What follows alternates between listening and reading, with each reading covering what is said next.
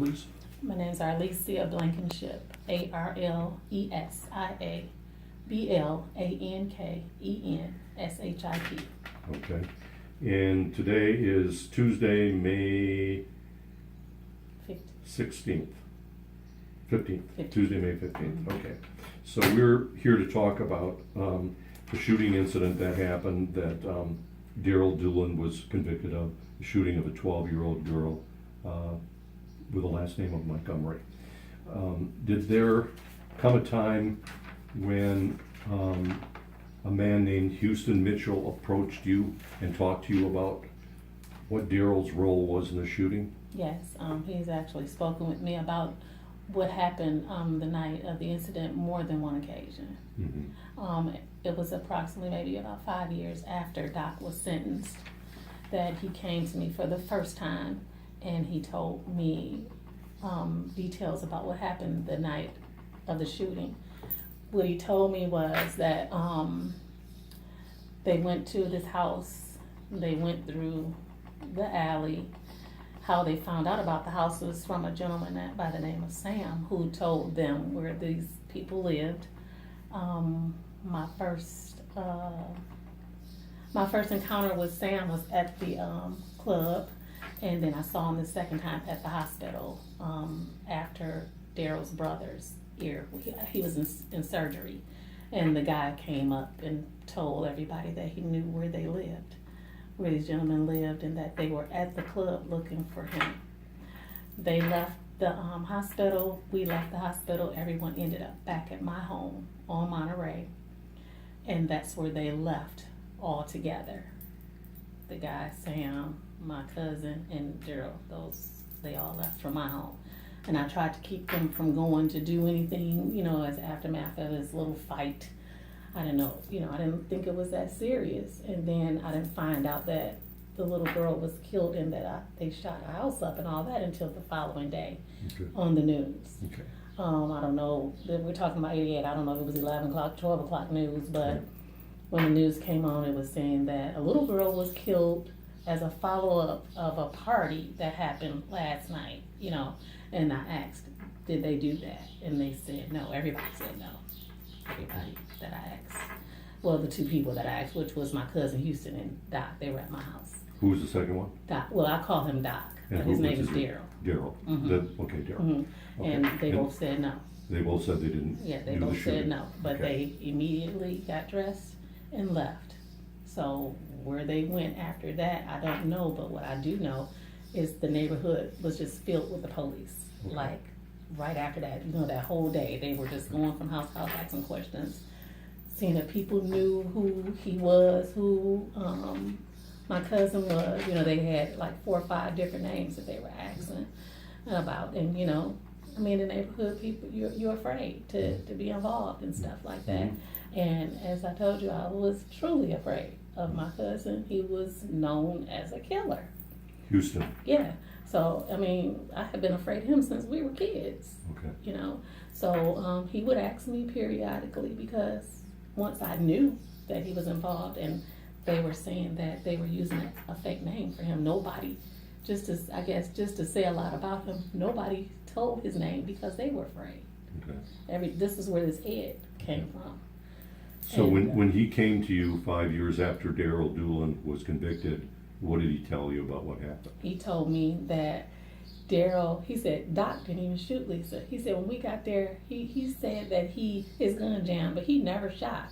I think he's just trying to go for tough, or either the police made him say that. That's his exact words. So I said, what do you mean the police made you say? They'll scare you and make you say anything, when they have you in custody. That's what he told me. So I just left it at that. I never went to the court, proceedings or anything. And then my dad was like the next person who said that. He said Daryl was going to take the fall for this because I heard the attorneys talking and they said that no one had a better reason for doing this outside of him because his brother is the one who was hurt. So let's stay a little bit with Houston. So when he came to you, he said Daryl didn't shoot. Yeah. Did he say who did shoot? Yeah. Who shot? He told me that they all had Uzis, and the guy named Sam had the gun that killed the little girl. And what type of gun killed the little girl? He told me that it was a 38. The 38 killed the girl, and everybody did Daryl have an Uzi? He didn't tell me that. He didn't tell me that Daryl had a gun. Period. Gun He at all. said, he just said Daryl didn't shoot. That's all he said. He didn't Okay. even shoot. And I was like, wow. And that's why it's been on my mind since then. After I really found that out. Did did Houston say whether Daryl was just a passenger in the car? I can't say that word for word. No, No. he never said he was just the passenger in the car. He never said that. Did He just told me that he didn't shoot. Did he indicate whether Daryl knew they were going to go over there and shoot? He didn't say that either. He didn't say that either. Did he, and he didn't say what kind of gun, if any, that Daryl had? No, never mentioned a gun Okay. that Daryl had. Okay. And so you got this information 5 years after Daryl was sent to prison. What did you do with that information, if anything? I just kept it Why? because I was afraid Mhm. to do anything with it. As I said, he reminded me all the time, you know, I'm your cousin, right? Your loyalty lies with me, you know, pretty much. Mhm. So I would always say, you know, you don't have to worry about you. I was like, oh no, you don't have to worry about me. And it wasn't just the fact of him, it was people that he knew, Mhm. you know, so. I So was did you feel your life would be in danger Yeah. if you spoke up? That's Mhm. what he said? That's the reason, I wrote a book, I didn't even write about it until after he died. Did he tell you why he was coming forward with this I think information it about was, Daryl? I think because Daryl is known in the neighborhood as a genuinely good person. And everybody was kind of messed up at the fact of knowing that he was going to be in jail for the rest of his life for something he didn't do. Mhm. You know, and that's always what weighed on me, was because he told me, you know, out of all people, he told me. And, you know, I always looked at him as a good guy too. And then every now and then he would come and be like, have you talked to Doc? I was like, no. He was like, man, you know, I don't know if it was his conscience. Mhm. And again, who did he say fired the shot that hit the girl? He said this man, the guy named Sam. A guy named Sam with a Mhm. 38. Yeah. Okay. So did there come a time that you did come forward with this before speaking to me today? I've never spoken with anybody about this except for my brother and Houston's sister. Okay. We're the only ones who discussed it because I want to know if he shared any of the information with them. And what did they tell you? She said no, not exactly, but she knew. And my brother said he told him. He also told your brother Hmm. that Daryl was not involved? Yeah. Okay. Will your brother speak to us, do you think? Not sure. I did let him know that I was going to. And, you know, to see what he thought about it. And he said, Lisa, you have to do what's going to make you feel better, because that's been weighing on me, you know. Mhm. I don't know if it'll do anything for him, but at least I just want it off of my chest. You know, my conscience, just knowing that this little girl was killed. You know, that bothered me already. Mhm. And then the fact that a person who did it is out and the person who didn't is in jail for it. I mean, that just bothers me. Was there a reason that you decided to come forward and stop fearing for your life? I'll tell you, because Houston died. He was murdered. Mhm. So that helped me a lot. I mean, that took a great load off of me. And I just didn't feel the fear factor of it anymore. And then dealing with my own illness and me coming close to death, I didn't want to die knowing this, if it could help at all for him, you know. And tell me a little bit about your illness and how it could have been fatal. Yeah, I have lupus SLE. I just currently went through a chemo for lupus nephritis. My kidneys were attacked. My brain has been attacked. I've had it for 18 years. And I mean, you know, it's just an up and down thing. I mean, there's no cure for it, as you know, but I get in real bad places where sometimes, you know, I don't know how much longer.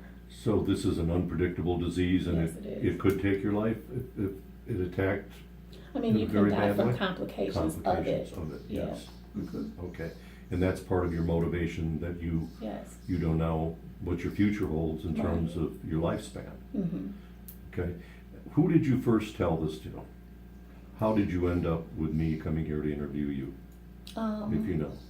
I put it in my book, and people in the neighborhood purchased the book, and a lot of people remembered the story. Okay. You know, it was like a big deal that went on, you know, in the neighborhood. And my best friend Courtney, she said, Lisa, you just can't sit on that. you need to do something if you can. And so I just kind of talked to my brother and my cousin Teresa, you know, people who were around during the time around me, just so they'll know that I wasn't trying to be, spiteful or anything towards Houston, but it's just the truth is the truth. And it was just time. I mean, it's been over 30 years.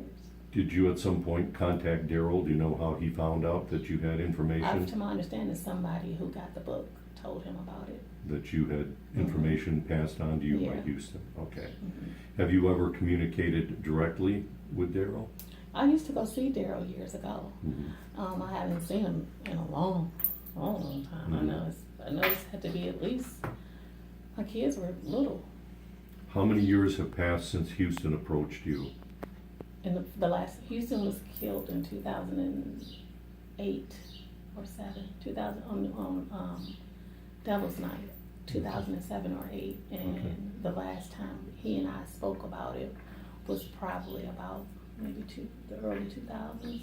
Okay. 2000 was the last time he and I talked about it. And that was when he came home. He was a different person because he went to prison.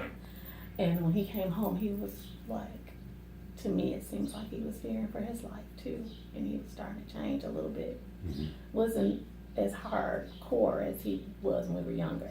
No, he was a little different. And so then when did you start writing about it after his death? How soon after his death, when did you start writing about it? About 5 years. 5 years after his death? The book was published in 2014. Okay, and was it sold mainly in the small circle in the neighborhood? Okay. And so 2014 or so, the book gets published, word gets back to Daryl. And were you aware that he had contacted me or No, I just Diane found out about this. Bukowski to write about it or anything like that? You were Just not found aware? out about this in the last few weeks. That's when I spoke with Diane for the first time. So, no, I didn't know that, you know, he was gonna go anywhere with it. But I just, you know, said to his brother, if I could do anything to help, I would be willing to. And you told me earlier your relationship with Daryl, We've just been friends. just friends for a long time, since childhood. Well, not since childhood. I just met Daryl in like 1985. And this was Just just before the shooting? Yeah, just before Okay. then. So, Okay. but I knew of him. He's a little older than I. I knew of Okay. him from the neighborhood, but we didn't know each other personally. Okay, I knew his brother. okay. Mm-hmm. So you have but not been promised anything to do this? No, You've not been given anything? no, You've not been threatened? mm-mm. No pressure has been put on you to do Nothing this? at all. You're just doing I'm doing this? this willingly because it's the right thing to do. Mhm. Yeah. And would you testify under oath in a court of law as Yes, to I what you would. told us? Mm-hmm. What you would, okay. Tell me what your memory is the night that the shooting took place, what had happened prior to it, as succinctly as you could tell the story. How this all went from some kind of a problem in a club, is my Yeah. understanding, spilling into a shooting in a neighborhood. Right. We were at the club as a welcome home party from Daryl and my brother being shot at another club like a month or something prior. Daryl stayed in the hospital a lot longer than my brother. My brother was just injured. He only did a few days in the hospital and he was released. Daryl stayed because his injuries were really serious. The bullets were lodged in his intestines and stuff like that, in his bowel or something. So he was in the hospital for a few more weeks. When he got out, we gave him this welcome home party, which was at this club called Ashanti's in May the 22nd, 1988. We were having a good time. Some gentlemen came into the club. At the time the guys came in, I was standing at the bar, and they had words with Daryl's brother. And that would be Larry Doolin? Yeah, Larry. And it was really kind of funny. He's like a jokester. And he had gym shoes on. Everybody was really comfortably dressed. And the guy stepped on his foot. And Larry, being the jokester, said, "You stepping." He was like, "Hold on, man, why you stepping all over my Gators?" Meaning Gator expensive shoes, but they were just gym shoes. And the guy said, "I don't see any Gators, I don't see any Gators." And then he was like, "Man, you don't see my Gators?" And then the guy, was really attitudinal. They came in angry. They weren't a part of our group of friends, so they were outsiders, and Looking for trouble? yeah, you they said? came in looking for trouble. You know, you could just tell. So I was standing at the bar, and I knew from the vibe, I saw that he was taking it serious, and I immediately started walking back over to where my group of people that I came with, and I'm trying to relate to them what's going on over by the bar. I said, you know, some guys just came in, and Larry just, you know, they just had some words over Larry's shoes or whatever, and no sooner than I can get it out, I saw bottles start coming. People start breaking bottles, and they just started tearing the bar up. I mean, it just happened like in that split second. So, of course, traumatized, we throw at the table because they start shooting all in the club. So we're on the floor trying to, you know, get covered, and it was just went to hysterics. Right after that, well, before that even happened, the guy, Sam, and Tracy, and a few other people were all sitting at the bar. And, you know, they were up there when that happened, and I noticed this gentleman I had never seen before, so I had asked, who was he? And nobody knew. I asked my brother, who was he? He didn't know. Nobody knew who this guy was. This was his first time ever being around this guy named Sam, so I think he came there with somebody else. When we left there, after all the whole shooting thing was over, Daryl was the last one that came out the club. We were like waiting on him to come. We didn't know if he was in there shot or dead or whatever. Everything quieted down. And then he came out, and all of his staples were all bust open on his stomach, and it was just like blood all over him. So we thought he was shot. So my brother went to him immediately. They were buddies. And he was like, are you okay? And he was like, man, all my staples and came loose. I need to go to the hospital. Where's Larry? Where's Larry? That's all Daryl was saying. Let me stop you for a minute. Did Daryl at that point seem to be in a physical condition where he could like run or shoot or run away or No, do anything like that? He could barely even walk. He was still healing. He was like really hurt. And once the staples came out, was he, I mean, what was his physical He just came out ability? like he was like, I thought he was shot. This is how slow he came out. He was just like walking. So he's like struggling. he was hurt, yeah. And my brother ran over to him. We were just like looking because we were in the alley and dumpsters and all kinds of stuff. You know, by this time we had gotten out, and my brother talked to him, and he was just like, I need to go to the hospital. You know, my staples and came all out. And he was still asking about his little brother. You know, he still had the big brother thing going on. Where's Larry? Where's Larry? And they were like, they took him to, what was the hospital at the time? I think it was 88. I think it was called Mount Carmel still, or I They think it took was still Larry Mount there Carmel. or Daryl? Yeah. Larry was there because his ear was From the off. bottle. Yeah. So we all automatically, everybody jumped in the cars, and we all just kind of followed each other there. When we got there, they said that he was in surgery. So I stayed for a little while. Daryl was singing, I think. I don't know, but I know my brother told us to leave. He was like, y'all need to leave. And I was like, okay, well, I'll be at the house. Next thing I know, Daryl came back. My cousin Houston came back, my brother Tony. And then it was people all outside. I don't know who they were. They were just in cars. And so I was like, well, what's going on? How's Larry? They was like, oh, he good. So he came in, he drank a beer. Do you remember what kind of beer it was? A Heineken. He drank a beer. And I said, so what's going on now? He was like, they said Larry's okay. I was like, okay, good. And it was like this man just was like the devil just came and was like, I know where they live. And who was this man? That's Sam. Sam, They came there the guy for at the me. bar that you didn't know. They came there for me. I know where they live. I'll show y'all where they live. And I was like, what y'all going to their house And for? Sam didn't know, as far as you know, didn't know Daryl, didn't know Larry, didn't know the other folks. Nope. It was just like the Okay. devil just pulled up and just And came to the changed house after everybody. you left the hospital. Yep, just Okay. changed everything. So I was trying to stop him. I said, Daryl, don't go. I was like, just stay here. I was like, don't go to nobody's house. What you going to somebody's house for? You don't even know them. It's not that big of a deal. Your brother, it's okay. That was my whole thing. Your brother's okay. You wanted him to let it go? Yeah, just leave it alone, you know. And my cousin Houston is the hyper one. He was all like, no, forget that. We going over here. We going to see these guys and everything. So at this point, Daryl's not the He ringleader. wasn't He's not aggressive. trying to encourage this at all? No, he followed. He followed. Okay. Yeah, he followed. And so he had his second beer in his hand, and he handed it to me. And I kept it. I kept that beer for 15 years. He handed it to me, and he was like, I'll be back. And I never saw him again after that. So, Did you see anybody loading weapons into the car? no, didn't even know the guns were even involved. I just thought maybe they would go fight or anything. I didn't think they were capable of that. Nobody but my cousin Houston, to be honest. Did Daryl say anything to you about what his plans were and why he was going in the car? Just said, I'll be back. That was all. I'll be back. Nothing that I said mattered. Did you ever hear Daryl say anything about getting even with these people or hurting them or shooting them or anything like that?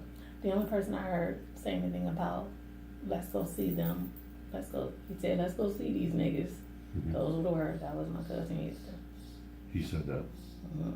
Did he appear to be the one promoting this? He was always that person. He and the Sam guy, who was, Sam didn't say anything outside. He was except very that he could calm. show them where they lived. That's all he said. I know where they live. Okay. That's all he said. Mhm. And then when was the next time you saw Daryl? The next morning, because I ended up going to sleep.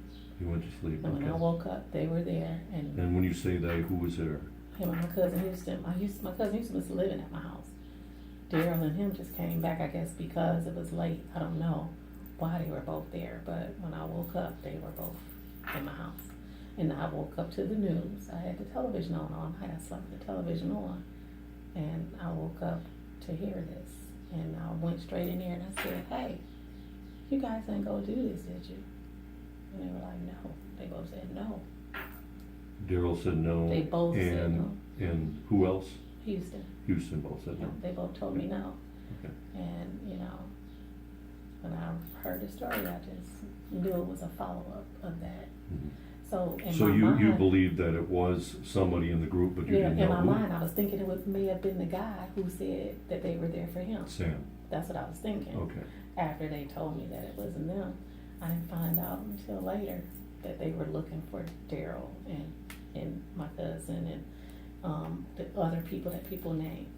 But they were looking for all those people. I found out through the neighborhood, like, the police riding around here looking for Daryl. They looking for, because in our neighborhood everybody called him Doc. Mhm. So they were like, they're looking for Doc. They're looking for Houston. That's what they were saying. And I just couldn't believe that. Just didn't want them to be a part of that. Mhm. I just didn't think it was big enough for something like that to take place for a little girl's life to come from it. That's all. Mhm. And this has been riding with me since 1988. You see, I still remember the date. It was May the 22nd. I remember this like it was yesterday. So I just needed some relief to get that off my heart. Mhm. And if, I'm just hoping that it could help them in some way, shape, or form. That's all. Did you ever know Daryl to be violent? Never. Did No. you ever know him to carry a gun or shoot I've at never heard anybody? anything in my whole time of living in that neighborhood about him other than he was a good guy. That's what everybody said.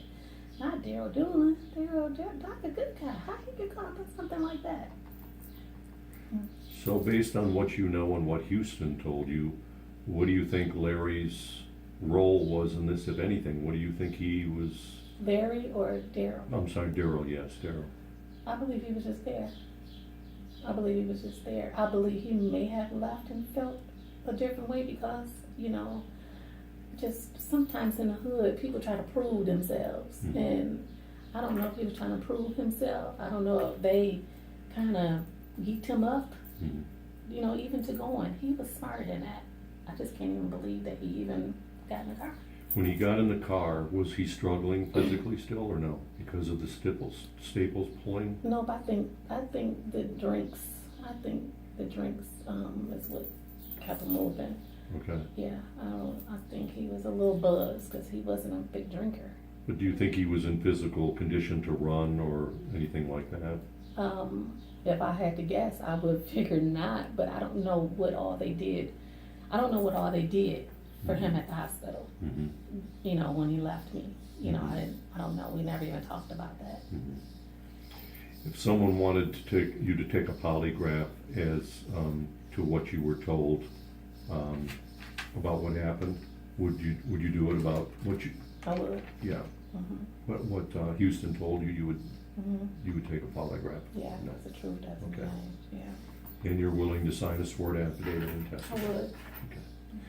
Is there anything about this that I didn't ask you that comes to mind that you think is important to? That's what I was trying to think, if it was anything else that I didn't tell you, but it's basically all the important stuff. You know, everything else just little small stuff, it's nothing really, but. Can I just ask, when you said they were looking for Daryl and for Doc and Houston, who did you mean by they? Well, they said the police. The police. Yeah, the police was going through the neighborhoods looking for like 5 people. They said like 5 names. Mhm. But I know those 2 because those were the 2 that were relevant to me. You know, that's what I remember. But I figured Sam was one of those people too. But somebody had given up a lot of people's names that they were saying in the neighborhood. Okay, just for the record, the person who asked the question is Diane Bukowski from Voice of Detroit, a journalist who had communications with Daryl and Yes. gave me a way to reach you to ask you to do this interview. Okay. Okay. One more thing. Did you know the names of any of the police officers? Oh, no. No, okay. That's all. Okay, I think we got it. I'm gonna make sure this stuck.